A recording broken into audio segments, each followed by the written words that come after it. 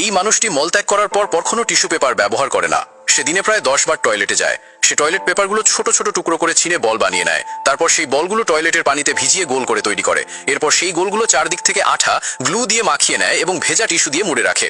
যখন jail guard তার হাত করা খুলে দেয় তখন সে চুপচাপ সেই গোল বলটি ছোট জানালার তালায় ঢুকিয়ে দেয়। এতে যদি গার্ড জানালাটি বন্ধ করে দেয় তাহলেও সে সেটি ধাক্কা মেরে খুলে ফেলতে পারে এবং তালা পর্যন্ত হাত পৌঁছে দিতে পারে। পাসওয়ার্ড তার জন্য কোনো কঠিন ব্যাপার নয়। এবার দেখো, ওই দুধের খালি প্যাকেটটাই হচ্ছে তার জেল থেকে পালানোর আসল চাবি। প্রথমে সে প্যাকেটটিকে পা দিয়ে চেপে ফেলে এবং দ্রুত তা কুড়িয়ে নেয়। এরপর সেটি খুলে ছড়িয়ে দেয়। প্যাকেটের ভেতরে একটি পাতলা ওয়্যাক্সের স্তর থাকে। সে সেটি বের করে ধুয়ে ফেলে এবং যখন গার্ডের নজর থাকে না তখন সেটি চুপচাপ তালার উপর লাগিয়ে দেয়। গার্ড যখন পাসওয়ার্ড দেয় তখন তার আঙুলের ছাপ 4টি বাটনে থেকে যায়। সে সেই ওয়্যাক্সের পাতটি খুলে বাটনগুলো চিনে নেয় এবং কয়েক মিনিটের মধ্যেই তালা খুলে ফেলে। এরপর সে সিসিটিভি রেকর্ডিং পিছিয়ে দেয় যাতে মনে হয় সে এখনো নিজের সেলে আছে। এতে তার কাছে পালানোর জন্য বাড়তি সময় থাকে। সে ভেন্টিলেশন পাইপ দিয়ে বেরিয়ে ফায়ার স্টেশনে পৌঁছে যায়। এরপর সে জামা কাপড় পাল্টে ফায়ারম্যান সেজে নেয়।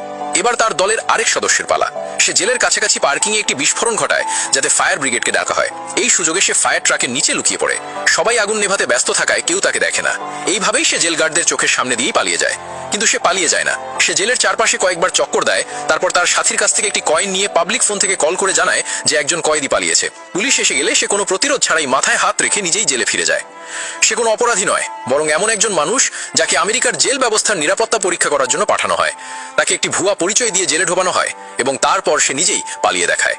গত 7 বছরে সে 15টি হাই সিকিউরিটি জেল পরীক্ষা করেছে এবং কেউই তাকে থামাতে পারেনি। তারপর একদিন সিআইএ এর কিছু এজেন্ট তার কাছে আসে। তারা তাকে মাত্র $1 বিনিময়ে একটি রহস্যময় জেল টেস্ট করার কাজ দেয়। সেই $1 জন্যই সে রাজি হয়ে যায়। আগের মতোই তাকে একটি ছদ্মনাম, একটি সংযোগকারী ব্যক্তি এবং একটি এক্সট্রাকশন কোড দেওয়া হয় যাতে সে জেলের ভিতরে নিরাপদ থাকে। তার সাথেই তার শরীরে একটি ট্র্যাকারও বসিয়ে দেয়। সবকিছু ঠিকঠাক লাগছিল, কিন্তু সে জানতো না এইবার সে এক ভয়ঙ্কর ফাঁদে পা দিয়েছে।